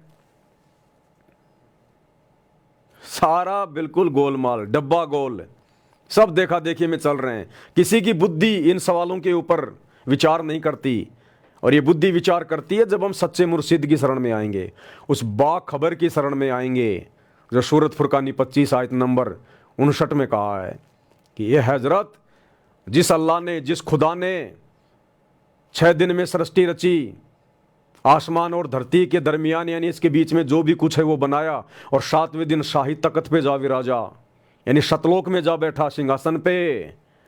उसकी खबर किसी बाखबर से जा पूछ, किसी जानने वाले से पूछ, तो वो बाखबर वर्तमान में सतगुरु रामपाल जी हैं, वो जानने वाला। सतगुरु रामपाल जी के अलावा तुम्हें इस ब्रह्मांड में कोई नहीं बताएगा कि अल्लाह कौन है, कैसा है, कहाँ है और कैसे उसकी प्राप्ति होगी। जन्नत जन्नत जन्नत, जन्नत में क्या करोगे जाके? अरे जन्नत में तो बाबा आदम नहीं जा पाया, तुम्हारा कोई भी नबी नहीं जा पाया जन्नत में, कोई भी नबी नहीं जा पाया जन्नत में। जन्नत यानी स्वर्ग, बैकुंठ, तुम्हारे हजरत मोहम्मद नहीं जा पाए जन्नत में। वो पितरलोक में बैठे हैं भूत बन के, बाबा आदम से लेकर हजरत मोहम्मद सारे के सारे पितर बन के बैठे हैं। जीवनी हजरत मोहम्मद को पढ़ लो, साफ साफ लिखा हुआ है। तो भैया ये बातें, ये चिंतन मनन की जो प्रक्रिया है, ये हमारे अंदर भी उस समय जागृत हुई जब हम सच्चे मुर्शिद बाखबर सतगुरु रामपाल जी की शरण में आए। तब जाकर हमारे बंद दरवाजे के ये पट खुले। ऐसे ही तुम्हारे भी खुलेंगे, और फिर तुम ऐसे मुसलमानों को समझाओगे, अपने रिश्तेदारों को, अपने भाई बंधुओं को, फिर वो तुम्हारी बात नहीं मानेंगे। तो अपना आत्म कल्याण चाहते हो तो भाई आ जाओ शरण में। ये 4 दिन का जीवन है, 4 दिन का, कब हवा निकल जाए कोई भरोसा नहीं है। और जो कर्म तुम कर रहे हो, हरी सब्जी की तरह जो मांस मटन खा रहे हो तुम, ये जवाब देना पड़ेगा, जवाब। तुम तो इतना पाप कर चुके हो, शायद ही तुम्हारा ये वजन उतरे, शायद ही। अगर सतगुरु रामपाल जी की शरण में आ गए तो वो रहम दिल अल्लाह है। तुम्हारे तमाम कबायरों को, पाप कर्मों को परमात्मा साफ कर देगा और आगे से तुम्हें ज्ञान ऐसा दे देगा, तुम चींटी भी नहीं मारोगे, चींटी भी। आज जो तुम बकरे मार रहे हो, झोटे मार रहे हो, ऊंट गाय मार रहे हो, सतगुरु रामपाल जी की शरण में आने के बाद मुसलमान खुद कटना स्वीकार कर लेगा, लेकिन चींटी को भी नहीं काटेगा, चींटी को भी, क्योंकि वो सच्चा खुदा है। जब उसकी पहचान हो जाएगी, आत्मा जाग जाएगी, फिर आत्मा ये कुकर्म नहीं करेगी। तो परमात्मा धरती पे है, अल्लाह धरती पे है। अल्लाह ने कायनात बनाई, अल्लाह ने सृष्टि बनाई। अरे फिर जिस अल्लाह ने सृष्टि बनाई है, उस अल्लाह को डर लग रहा है क्या धरती पे आने में? आ नहीं सकता क्या वो? फिर वो अल्लाह काहे का हुआ? अब किसी इंसान ने कोई प्लाट बना दिया, कोई मकान बना दिया, और उस प्लाट में वो जा नहीं रहा, और फिर भी कह रहे हो नहीं ये प्लाट तो उसी का है, ये है उस प्लाट का मालिक। और नहीं वो कहाँ रहता है? नहीं वो दिखाई नहीं देता, वो कभी इस प्लाट में नहीं आता, वो दिखाई नहीं देता। तो क्या खाक प्लाट बनाया फिर उसने? क्या खाक है फिर वो मालिक वो प्लाट का? वो कागज, फिर उसने वो कागज कैसे बनवा लिए फिर जब वो दिखाई नहीं देता तो, कि ये प्लाट मेरा है? रजिस्ट्री पे साइन किसने किए फिर? तो ये तुम्हारी छोटी सोच है। जिस अल्लाह ने ये प्लाट बनाया, ये धरती बनाई, कायनात बनाई, उसको डर नहीं लगता यहाँ आने से। लेकिन ये तुम्हारी अपनी सोच है कि वो आता नहीं, दिखाई नहीं देता। क्योंकि हजरत मोहम्मद को कुरान का जो ज्ञान दिया गया ना, वो डुप्लीकेट अल्लाह है, वो शैतान है, वो सबको भ्रमित रखता है। उसी ने महाभारत के युद्ध में, उसी शैतान ने, उसी काल में अर्जुन को गीता जी का ज्ञान दिया। दोनों ग्रंथ सेम है, पढ़ के देख लो। सूरत फुरकान 25 आयत नंबर 52 से 59 में भी उसने ये छोड़ दिया, ये कहकर कि ए हजरत, उस कबीर भगवान की जानकारी, उस बड़े भगवान की जानकारी किसी बाखबर से जा पूछ, मुझे नहीं पता। जिसने 6 दिन में सृष्टि रची, 7वें दिन तख्त पे जा विराजा। और गीता में अध्याय 4 श्लोक नंबर 34 में कह रहा है कि अर्जुन, अगर तुझे सनातन परम धाम को प्राप्त करना है, जहां जाने के बाद साधक कभी लौटकर वापस नहीं आता, जन्म और मरण नहीं होता, उसकी जानकारी किसी तत्वदर्शी संत से जाके पूछ, मुझे नहीं पता। वो एक ही है अल्लाह, वो शैतान है, वो डुप्लीकेट अल्लाह जिसने कुरान का ज्ञान दिया, गीता का ज्ञान दिया, वो एक ही है वो। और ये भ्रमणा संत रामपाल जी के सत्संग सुनने से मिटेगी। अपने अपने धर्म को जबरदस्ती सर्वश्रेष्ठ मानने से, अपनी अपनी इबादत को सर्वश्रेष्ठ मानने से, उनको पकड़ के बैठे रहने से कोई बात नहीं बनेगी। अरे आदमी का अगर एक डॉक्टर से इलाज नहीं होता ना, तो तुरंत उसको डॉक्टर चेंज कर लेना चाहिए। तो मुसलमान धर्म में तो सबकी दुर्गति हो रही है, हिंदू धर्म में सबकी दुर्गति हो रही है, कोई सुखी नहीं है। भक्ति करते करते लोग हॉस्पिटलों में भर्रे पड़े, जाके देख लो। हिंदू, मुस्लिम, सिख, ईसाई हॉस्पिटलों में सड़ रहे हैं और कह रहे हैं हम तो इबादत करते हैं, भक्ति करते हैं, रोजे करते हैं, नमाज करते हैं, आरतियां करते हैं, पाठ करते हैं, और हॉस्पिटल में सड़ रहे हैं। एक्सीडेंट में अकाल मौत हो रही है। फिर क्या तुम खाक अल्लाह की इबादत कर रहे हो? तुम क्या खाक भगवान की पूजा कर रहे हो? क्या उस भगवान को इतना भी नहीं पता कि ये बंदा मेरी राह पे लगा हुआ है और मैं इसके ऊपर थोड़ा बहुत तो रहम करूं? मुल्ला, मौलवी, काजी, पंडित, आचार्य, इनके जवान बेटे बेटियां इनकी आंखों के सामने मर रहे हैं। हिंदू धर्म में जितने भी साधु संत महात्मा हुए, मुसलमान धर्म में जितने भी साधु संत महात्मा हुए, पीर पैगंबर हुए, सबकी दुर्गति से मौत हुई है। क्या खाक सच्चे खुदा की इबादत कर रहा था वो? हजरत मोहम्मद का जीवन देख लो, 63 साल की उम्र में अकाल मौत मरा, बीमारी से अंत में तड़फ तड़फ के मरा, नमाज के लिए भी खड़ा नहीं हुआ गया। हजरत मोहम्मद के सामने उसके 3 बेटे मर गए। जिसके बेटे आंखों के सामने मर जाएं, वो कभी सुखी हो सकता है? तो जब हजरत मोहम्मद की, जिसको तुम कहते हो कि वो तो हमारा पैगंबर था, रसूल था, सच्चे खुदा की सच्ची इबादत करता था, अरे जब उसका जीवन इतना दर्दमय, इतना दुखमय, तो तुम तो आज हजरत मोहम्मद के द्वारा बताई गई साधना भी सही नहीं कर रहे हो। उसने तो कभी मांस को छुआ भी नहीं, तुम तो 7 दिन हरी सब्जियों की तरह खाते हो। तो तुम्हारे साथ क्या होगा मुसलमानों? और हिंदुओं, तुम कहते हो राम हमारे अवतार, श्री कृष्ण हमारे अवतार। तुम्हारे राम, तुम्हारे श्री कृष्ण जी ने उस समय के जो अधिकारी गुरु थे वशिष्ठ जी, उनको अपना गुरु बनाया था और उनसे मंत्र लेकर साधना की थी। ओम नाम का मंत्र दिया था वशिष्ठ ने श्री राम को, और दुर्वासा ऋषि ने श्री कृष्ण जी को ओम नाम दिया था, जो कि हमारे वेदों में है, गीता जी में है। गीता जी अध्याय 8 श्लोक 13, ओम इति एक अक्षर ब्रह्म व्यवहारण माम अनुस्मरण ये परियाति तजन देहम सयाति प्रमाम गतम। चारों वेदों में और गीता जी में केवल एक ओम मंत्र है, इबादत का, जपने का, पूजा का, भक्ति का, और कोई मंत्र नहीं है।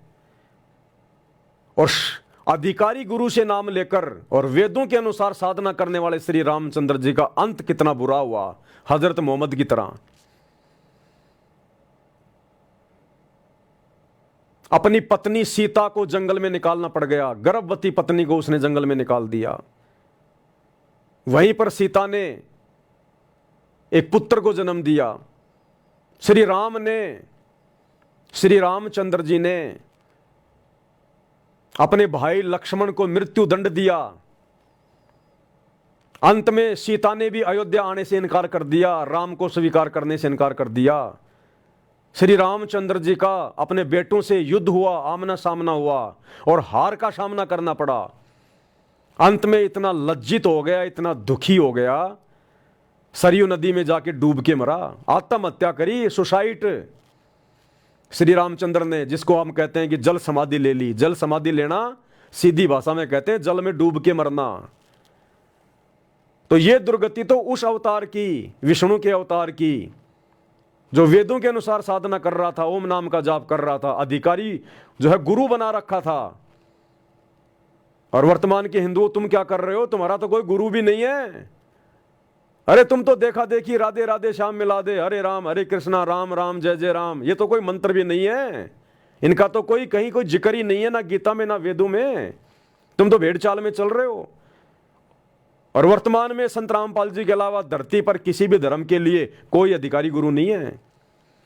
अगर मुसलमानों को भी भक्ति करनी है तो संत रामपाल जी की शरण में आना पड़ेगा। आज पूरी पृथ्वी पर इनके अलावा भक्ति करवाने का कोई अधिकारी गुरु नहीं है। तो जब श्री रामचंद्र जी की वेदों के अनुसार साधना करते करते ऐसी दुर्गति हुई, तो वर्तमान के हिंदुओं की क्या होगी? जो राधे राधे श्याम मिला दे, बस खाली इसी नाम का रट्टा लगा रहे हैं, मंदिर में जा रहे हैं। श्री रामचंद्र जी कौन से मंदिर में गए थे भाई? द्वापर में श्री कृष्ण जी वेदों के अनुसार साधना करते थे, ओम नाम का जाप करते थे। ऋषि दुर्वासा को अपना आध्यात्मिक गुरु बना रखा था। जो संदीपनी थे वो केवल उनको अक्षर ज्ञान करवाते थे, आध्यात्मिक गुरु नहीं थे संदीपनी जी। संदीप जी ने केवल उनको पढ़ाया था, अक्षर ज्ञान दिया था। आध्यात्मिक गुरु थे दुर्वासा जी, तो दुर्वासा ने ओम नाम का मंत्र दिया। अंत में श्री कृष्ण जी की दुर्गति से मौत हुई। जीते जी श्री कृष्ण जी का सारा खानदान, उनके बेटे, उनकी बेटियां, उनकी औरतें, उनका भाईचारा, उसका यादव समाज श्री कृष्ण जी की आंखों के सामने कट कट के मर गया, कट कट करे, दुर्वासा ऋषि के श्राप के कारण। अरे जिस व्यक्ति की आंखों के सामने उसके हजारों बेटे मर जाएं, औरतें मर जाएं, उसके रिश्तेदार मर जाएं, उसके खानदान का सत्यानाश हो जाए, वो कभी सुखी हो सकता है क्या? तो श्री कृष्ण जी के सामने पूरा खानदान कट कट के मर गया उसका। और अंत में बालिया नाम के शिकारी ने जहर लगा हुआ तीर श्री कृष्ण के पैर में मारा, तड़प तड़प के हाय हाय करके मरा। अरे तुम्हारा अवतार जो वेदों के अनुसार भक्ति करता था, अधिकारी गुरु बना रखा था, ओम नाम जपता था, राधे राधे नहीं जपता था, और उसकी दुर्गति से मौत हुई। तो वर्तमान में जो लोग देखा देखी में लगे हुए हैं, ना जिनके गुरु अधिकारी हैं, आप लोगों का क्या होगा? तो हर धर्म के, हर पैगंबरों की, रसूलों की, अवतारों की यही दुर्गति हुई है। क्यों?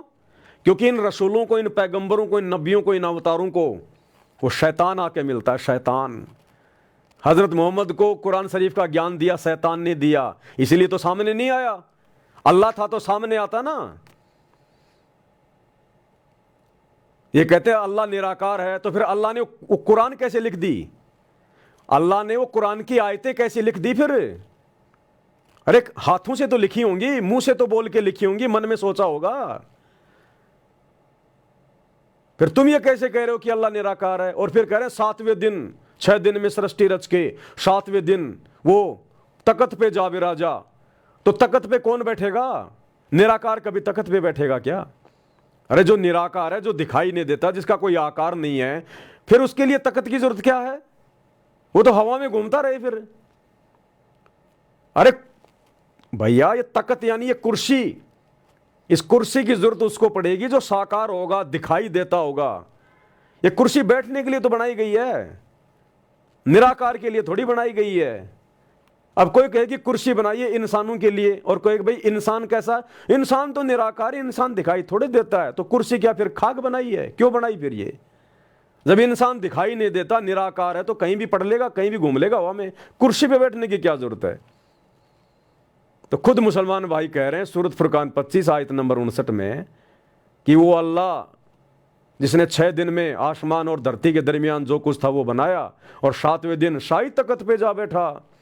तो निराकार का तख्त पे क्या बैठेगा? तुम्हारी बुद्धि ऑफ है, बुद्धि। सतगुरु रामपाल जी के सत्संग सुनो, उनके शरण में आओ, तब खुलेगी या नहीं खुलेगी। इस शैतान ने बहुत मोटा ताड़ा लगा रखा है, अलीगढ़ वाला, और उसमें भी जर लग गई, जर लगा दी तुम्हारे धर्मगुरुओं ने, अज्ञान ठोक ठोक के। अब ये जर भाई सतगुरु रामपाल जी की चाबी से खुलेगी। जब तक उनके सत्संगों के हथौड़े नहीं मारे जाएंगे, ये तुम्हारा ताला नहीं खुलेगा। अरे संसार में जितने आचार्य, शंकराचार्य, धर्मगुरु, मुल्ला, मौलवी, काजी, पोप, पादरी, पाठी है ना, अरे उनसे लाखों गुना उत्तम ज्ञान तो सतगुरु रामपाल जी के छोटे छोटे भक्तों को है, छोटे छोटे भक्तों को। चारों शंकराचार्यों को एक साइड में बिठा दो, और सतगुरु रामपाल जी के एक भगत को, जिसको 5-10 साल हो गए नाम लिए हुए, उसको एक तरफ बिठा दो। शास्त्रों के आधार से, ज्ञान के आधार से, तर्क वितर्क के आधार से वो चारों शंकराचार्य मुंह की खा के जाएंगे। अरे शंकराचार्य तो छोड़ो, अगर ब्रह्मा विष्णु महेश अगर खुद भी आ जाए ज्ञान चर्चा करने, तो सतगुरु रामपाल जी के भक्तों के आगे मुंह की खा के जाएंगे वो। तो कहां भूले भटके हो, कहां बैठे हो भाइयों, हिंदू, मुस्लिम, सिख, ईसाइयों? आ जाओ शरण में परमात्मा के। समय बहुत थोड़ा बचा है, बाद में फिर नाक रगड़ रगड़ के आओगे, और जो जितना लेट आएगा उसकी सुनवाई उतनी लेट होगी। जो जितना लेट आएगा उसकी सुनवाई उतनी लेट होगी। फिर ये ऑफर थोड़े समय के लिए है, विचार कर लेना, ये मनुष्य शरीर क्यों मिला है, ये गधे कुत्ते सुअर, इनको देख के विचार कर लेना। तुम जो ये काट रहे हो ना, ये आत्माएं सुनी नहीं है, इनका रखवाड़ा अल्लाह है। ये उस अल्लाह के शरीर से पैदा हुई है ये आत्मा। उस अल्लाह ने अपने शब्द से आत्माएं पैदा की हैं, ये सुनी नहीं है। तुम इनको सुना समझ के काट रहे हो ना कि इनका रखवाड़ा कोई नहीं है। हिसाब देना पड़ेगा जब उसकी दरगाह में जाओगे। तुमने उस दरगाह का महल नहीं देखा, धर्मराज के तिल तिल का लेखा। कैसे बचोगे? क्या मुंह लेके जाओगे अपने परवरदिगार के सामने? उस दिन का भी थोड़ा विचार कर लो। अभी समय है, गुरुदेव के प्रवचन सुन लो, सत्संग सुन लो। तो क्या कह रहे हैं गुरुदेव? तेरा दे लिया, अब खरी आंख खोलनी पड़ेगी। लल्लो पत्तों का ज्ञान बतेरा दे लिया, अब खरी खरी कहूंगा। और इनको तो सहन कर गया उसका बेड़ा पार है। और जिसके अंदर दोष होगा वो या तो ठीक हो जाएगा ना छोड़ जाएगा इस विषय को। हमेशा की जरूरत भी नहीं है। बच्चों, सतगुर मिले तो इच्छा मिटे, पद मिल पदे समाना, चल हंसा उस लोक उठाऊं जो आज ही अमरस्थ बना। क्या ये बालकों के गीत हैं या कोई नावल की बातें हैं? ये गॉड गिवन गिफ्ट आपके लिए एक अनमोल ज्ञान है। मन तो चल रहे सुख के सागर, जा शब्द सिंधु रत्ना कर। संत गरीबदास जी अपने उस निज स्थान को देख कर आए, परम पिता के साथ जाकर, और वहां की व्यवस्था देखी, वहां का सुख देखा, वहां की अजर अमर स्थान और देव देवता रूपी स्त्री पुरुष देखे। बेटा बेटी देखे। फिर वो नीचे आया, जब सारी बात बता दी, मन तो चल रहे सुख के सागर, जहां शब्द से दूर लगे। गुरुदेव भगवान कह रहे हैं जब गरीबदास जी परमात्मा के साथ अल्लाह कबीर के साथ जो जिंदा बाबा के रूप में उनको मिले थे, जब उनके साथ ऊपर गए, सतलोक में गए, सब कुछ देखा, वहाँ का सुख देखा, वहाँ का वैभव देखा, वहाँ का विलास देखा, वहाँ की स्त्री और पुरुष देखे, वहाँ का वो देश देखा, तो ये नीचे ये पृथ्वी लोक 21 ब्रह्मांड, ये शैतान का लोक, कूड़े का ढेर नजर आ रहा था, कूड़े का ढेर। उसके बाद आके गरीबदास जी ने हम सभी को जगाया, चेताया कि भाइयों किस कूड़े के ढेर में पड़े हो, गंदगी में पड़े हो। उस सतलोक में चलो, 7वें आसमान पर, रियल में वो है जन्नत, असली स्वर्ग तो वो है परमात्मा का सतलोक सचखंड, जो यहाँ से 16 संग कोस की दूरी पे है। इस शैतान के स्वर्ग, महास्वर्ग, बैकुंठ, जन्नत, ये कुछ नहीं है उसके आगे। ये तो हमें धोखे में रखता है, थोड़े बहुत समय के लिए जन्नत में रख लेगा, स्वर्ग में रख लेगा, फिर नीचे वापस डाल देगा जब हमारी भक्ति खत्म होगी दान पुण्य वाली, फिर नीचे डाल देगा, गधा कुत्ता सुअर बना देगा। ये प्रोसीजर सदा से चलती रहती है इसकी, कि सतलोक में चलो, वहां के ठाठ बाट, वहां के सुख, ऐसा ही वहां हमारा शरीर है, लेकिन वहां पर तेजोमय शरीर है, नूरी शरीर है। यहां तो हार्ड मांस का शरीर है, टट्टी, पेशाब, लार, थूक, मांस, पता नहीं क्या क्या भरा पड़ा इसमें। कोई कुत्ता रोड पे मरा हुआ देखा होगा, वही सब कुछ इस शरीर में भरा हुआ है।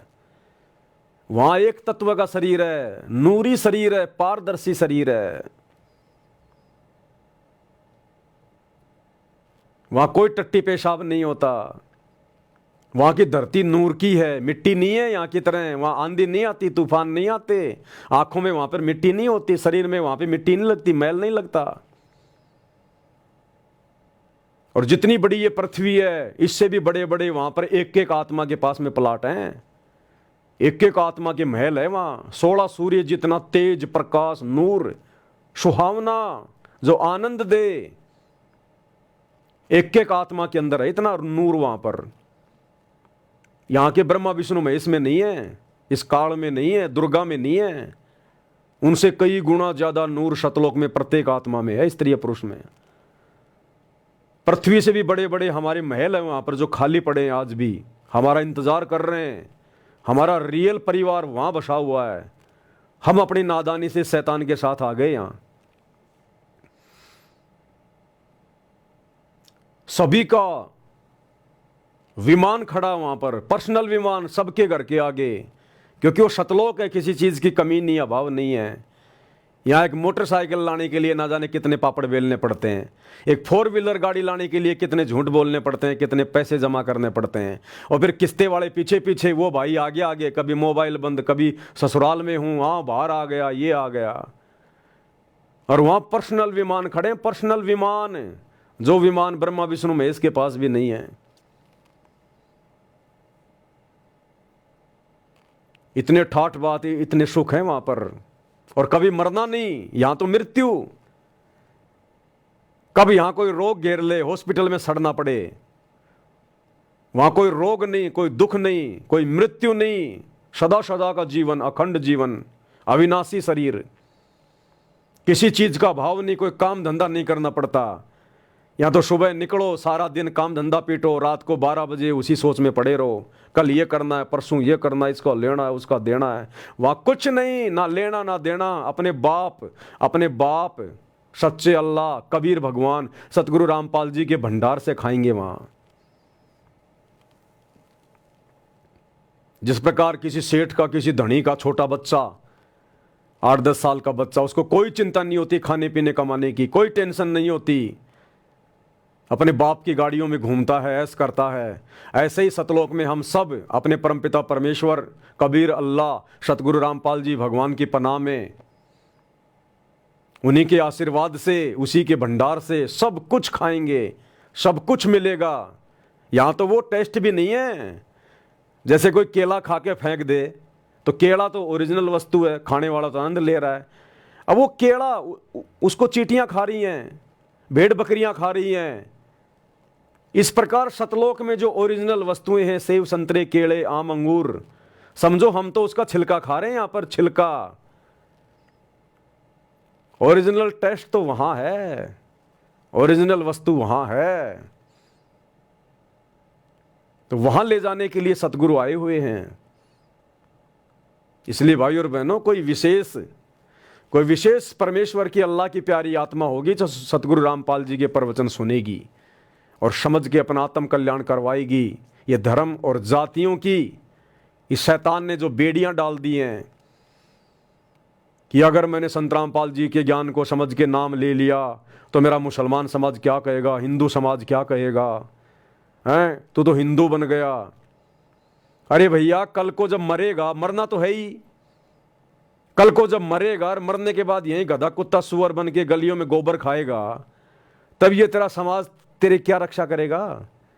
जिस समाज की लोकलाज को मान के, शर्मा शर्मी को मान के, जिस समाज का खोप मान के आज तू अपना आत्म कल्याण करवाने से पीछे हट रहा है, सच्चा खुदा धरती पे आया हुआ है, उसकी सच्ची इबादत करने से पीछे हट रहा है, और कल को बिना भक्ति के, बिना इबादत के गधा कुत्ता सुअर बन के घूमेगा, तब ये तेरा मुसलमान समाज, तेरा हिंदू समाज, तब तेरा कहां ये तेरा मददगार होगा, फिर क्या करेगा। इसलिए भैया परमात्मा कहते हैं लोक लाज ना कीजिए। अगर मार्ग समझ में आ गया, ज्ञान समझ में आ गया, भक्ति समझ में आ गई, तो कहते हैं लोक लाज ना कीजिए। फिर चाहे रिश्तेदार हो, चाहे समाज हो, चाहे धर्म हो, चाहे जाति हो, तोड़ दो उन बेड़ियों को। लोक लाज ना कीजिए, निर्भय हो रहिए, और जो मन चावे राम को, उस असली अल्लाह को तो दासा तन धरिए। प्यार प्रेम के साथ में अपनी भक्ति करो, फिर वो अल्लाह साथ हो जाएगा, सतगुरु रामपाल जी भगवान। वो समाज कुछ नहीं कर पाएगा, कुछ भी। वरना फिर अल्लाह की जरूरत क्या, फिर भक्ति की जरूरत क्या। फिर अपने हाथों पे रखेगा वो सच्चा मुर्शीद बाखबर सतगुरु रामपाल जी। वो है बड़ा भगवान, रहम दिल अल्लाह, सच्चा इबादई कबीरा। ये है वो अल्लाह जो तुम कहते हो दिखाई नहीं देता, धरती पे नहीं आता। 8 सितंबर 1951 से धरती पे पैर गाड़ रखे हैं, और हर धर्म के मुल्ला मौलवियों ने, हर धर्म के ठेकेदारों ने उनके पैर उखाड़ने की लाख कोशिश कर ली। 2006 में करोथा कांड, 2014 में बरवाला कांड, बाढ़ भी बांका नहीं कर पा रहे, और उनका मार्ग, उनका पंथ निरंतर आगे बढ़ रहा है। और आने दो समय 2028 के आसपास का, पूरी दुनिया में, पूरे विश्व में केवल एक ही धर्म रहेगा, सतगुरु रामपाल जी का मानव धर्म। ये इंसानियत ही धर्म रहेगा, एक ही ज्ञान रहेगा पूरी दुनिया में, सतगुरु रामपाल जी का तत्व ज्ञान। और ये बाकी जितने भी धर्मों की जो पुस्तकें हैं ना, ये तौरात, जबूर, इंजिल, हदीसें, कुरान शरीफ, कुरान मजीद, चारों वेद, गीता, कुरान, पुराण, बाइबल, इनको लोग बोरियों में बांध बांध के मकान के किसी एक कोने में इनको रख देंगे कि कुछ नहीं है। भ्रमित करने वाली चीज़ें हैं ये। इनमें कंप्लीट अल्लाह की कंप्लीट जानकारी नहीं है, केवल शैतान तक जानने का मार्ग है इन पुस्तकों में। हर धर्म की हर पुस्तकों में केवल शैतान तक, चारों वेदों में केवल शैतान तक का ज्ञान, काल तक का ज्ञान है। जानकारी जरूर है उस अल्लाह की, लेकिन अल्लाह तक पहुंचने का मार्ग नहीं है। काल ने कह दिया भैया किसी तत्वदर्शी संत की खोज कर ले आगे के ज्ञान के लिए। उधर कुरान शरीफ आयत सूरत फुरकानी 25-52 से 59 में हजरत मोहम्मद को कह दिया उस शैतान ने कि किसी बाखबर से जा पूछ, मेरे बस की बात नहीं है। तो एक ही झंडा होगा, एक ही झंडे का मतलब सतगुरु रामपाल जी की ही संप्रभुता होगी पूरे विश्व पर। इन्हीं के आदेश से, इन्हीं के नियम से, इन्हीं की देख रेख में पूरा विश्व संचालित होगा। एकमात्र इन्हीं का तत्व ज्ञान होगा, एकमात्र यही परमेश्वर, यही अल्लाह रह जाएगा पूरे विश्व में, सतगुरु रामपाल जी। जो अच्छी आत्मा होंगी, हिंदू, मुस्लिम, सिख, ईसाई, इनके चरणों में आ जाएंगी। अन्यथा 2028 युग परिवर्तन कट कट के मरेंगे, कट कट के। भविष्य मालिका में कह रखा है पूरे विश्व की जनसंख्या जो आज 8 अरब से ऊपर है, मात्र 64 करोड़ रह जाएगी। ये 4-5 साल के अंदर अंदर घास की तरह कटेंगे लोग, घास की तरह। देख रहे हो ना आज दुनिया की क्या हालत हो रही है। तीसरे विश्व युद्ध के मुहाने पे दुनिया खड़ी है, बारूद के ढेर पे दुनिया बैठी है। घमासान मचेगा। उस समय फिर मजबूरी में आओगे, नाक रगड़ रगड़ के आओगे, नहीं आओगे तो बेमौत मारे जाओगे। आपस में कट कट के मरोगे। ये शैतान मरवाएगा, ये काल मरवाएगा, इसका तो काम ही है। इसको रोजाना 1 लाख खाने पड़ते हैं। क्यों मर रहे हैं? किसी का बेटा मर रहा है, किसी की बेटी मर रही है, किसी का रिश्तेदार मर रहा है, कोई एक्सीडेंट में मर रहा है। क्यों मर रहे भाई? क्या जरूरी है इनको मरना? लेकिन इस शैतान को रोजाना 1 लाख खाने पड़ते हैं। ये नहीं देखता ये मुसलमान है, हिंदू है, सिख है, ईसाई है। इसको तो अपने भोजन से मतलब है। जिस प्रकार कोई कसाई होता है, वो जब बाड़े में जाता है और बाड़े में जाकर वो देखता है कि किस भेड़ में, किस बकरे में ज़्यादा मांस है, पकड़ पकड़ के देखता है, और जिसको काटना होता है उसका पकड़ के कान ले जाता है। चाहे किसी का बेटा हो, चाहे किसी की बेटी, चाहे किसी की माँ, चाहे किसी का बाप, वो नहीं देखता, उसको तो काटने से मतलब है। तो ये शैतान, ये कसाई, ये डुप्लीकेट अल्लाह, इसको तो केवल रोजाना 1 लाख खाने पड़ते हैं। श्राप लगा हुआ है। सृष्टि रचना पढ़ लो, सतगुरु रामपाल जी के मुख कमल से पता चलेगा। तो भाई और बहनों, मौका है अभी, परमात्मा धरती पे प्रकट है। बाद में ये मौका नहीं मिलेगा, रह जाएंगे हम। तो भाई और बहनों, आज की वीडियो में हम केवल इतना ही लेंगे, क्योंकि अपनी भक्ति सबसे पहले है। ये परमात्मा का ज्ञान प्रचार करना, ये सब ठीक है, भगत का और दूसरा कोई काम नहीं होता। अपना रोजी रोटी, परमात्मा की भक्ति और मालिक का प्रचार। लेकिन भक्ति हमारे लिए सबसे पहले भक्ति है। भक्ति जो सतगुरुदेव ने हमें जो 3 समय की नमाज यानी आरती दे दी, सच्ची नमाज, सुमरण दे दिया, 5 यज्ञ दे दी, ये हमने करनी पड़ेंगी। जैसा उन्होंने कह रखा उतनी मात्रा में करनी पड़ेंगी। तो ये वीडियो बनाने की श्रृंखला तो चलती रहेगी, चलती आई है। ना बनेंगे तो भी कोई बड़ी बात नहीं है। परमात्मा ने सब कुछ कह ही रखा, हम तो खाली इसको रिपीट कर रहे हैं, रिवीजन कर रहे हैं। तो अपनी भक्ति सबसे पहले है भैया। अगर दिन में 1 घंटा सुमरण करना है तो करना है, ज़्यादा करेंगे तो बहुत अच्छी बात है। 3 समय की आरती विधि विधान अनुसार करनी है तो करनी है। 5 यज्ञ करने हैं तो करने हैं। सत्संग सुनना तो सुनना है, चाहे रात को सोते सोते सुनो, 1-1.5 घंटा सुनना तो सुनना है। तो ये हमारी डाइट है, क्योंकि हम सब बीमार हैं, जन्म मरण का रोग लगा हुआ है। गुरुदेव ने हमारे को ये मेडिसिन दी हुई है, तो हम खुद मेडिसिन खाएं नहीं और दुनिया को रोग कटवाने की शिक्षा देते रहें, वीडियो बनाते रहें, तो उससे क्या भला हो जाएगा? दुनिया का तो भला हो जाएगा, मेरा तो मर गया मठ। इसलिए भक्तों ने आगे अपने गुरुदेव का प्रचार भी करना है, सारे काम करने हैं, लेकिन साथ में खुद ने भी दवाई टाइम पे खानी है। तो ये चीज हम कभी ना भूलें। और हम भक्ति करेंगे, नियम में करेंगे, तभी गुरु हमारे वचन में शक्ति देगा, तभी हम भक्तों की बात का किसी अन्य पे थोड़ा बहुत कोई असर होगा, नहीं तो नहीं होगा। हम खुद दुनिया को उपदेश देते रहें और खुद भक्ति ना करें, मर्यादा में ना रहें, तो हम परमात्मा के, अल्लाह के दोषी बन रहे हैं, और सामने वाले पर भी हमारे शब्दों का कोई विशेष प्रभाव नहीं होगा। तो अपनी भक्ति पहले है, ये प्रवचन बाद में है। और वैसे भी दास को दिन में 2 बार वीडियो बनाने पड़ते हैं, तो भैया थोड़ा गले का भी ध्यान रखना पड़ता है। हम भी जीव हैं, 2 कोडि के प्राणी हैं।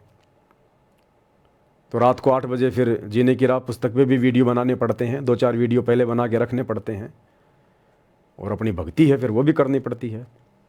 तो आज की वीडियो में हम केवल इतना ही लेंगे। 26 तारीख को सभी भाई बहन मुसलमान नहीं समझे ज्ञान कुरान इस पुस्तक के ऊपर लाइव जुड़े, और लाइव के बाद में जो वीडियो डाला जाएगा उस वीडियो को भी सभी भाई बहन ज़्यादा से ज़्यादा शेयर करें। ये हमारी सबसे बड़ी सेवा है, वर्तमान में सबसे बड़ी सेवा। हमारे खुद के भाई बहन सतलोक आश्रम वाले, वो तो गए काम से, वो तो भ्रमित हो गए। उनको तो काल ने अपनी गोद में बैठा लिया पूरी तरह से। उनको तो लड्डू जलेबी बर्फी के अलावा, समागमों के अलावा कुछ नहीं दिखाई दे रहा। आश्रम को साफ सुथरा रखना, लोगों को रिझाना, खुश करना, प्रसन्न करना, बस इनके अलावा उनका कोई धर्म नहीं है। वो भूल गए ज्ञान प्रचार करना, अपनी खुद की भक्ति करना, मर्यादाओं को भूल गए वो। तो उनका तो बेड़ा गर्क हो चुका है। परमात्मा ने उनको तो छोड़ दिया ढीले घोड़े, जाओ भाई भाड़ में जाओ अब तुम। आप और हम चंद आत्माएं सत्सेवक भाई बहन हैं। तो हमने सबसे पहले अपनी भक्ति, अपने गुरुदेव को प्रसन्न करना है, और उसके बाद भाई बहनों तक हमने संदेश देने हैं। तो दास की ड्यूटी है वीडियो बनाने की, आप लोगों की सेवा है इन वीडियो को ज़्यादा से ज़्यादा शेयर करने की। तो जितनी सेवा मेरी है उतनी सेवा आपकी है। मैं वीडियो बना दूं, आप शेयर ना करो तो क्या फ़ायदा। तो सेवा कोई छोटी बड़ी नहीं होती है। परमात्मा सेवा का फल बराबर देता है। जितना समय मैं वीडियो बनाता हूं मुझे भी उतना ही मिलेगा सवाब, और आप इन वीडियो को शेयर करोगे आपको वो उतना ही सवाब मिलेगा। तो वीडियो को ज़्यादा से ज़्यादा शेयर करते रहें। तो आज के वीडियो में केवल इतना ही। परमात्मा हम सबको आशीर्वाद दें, सद्बुद्धि दें। बंदी छोड़ सतगुरु रामपाल जी भगवान की। भाई जो गुरु वचन पे डट के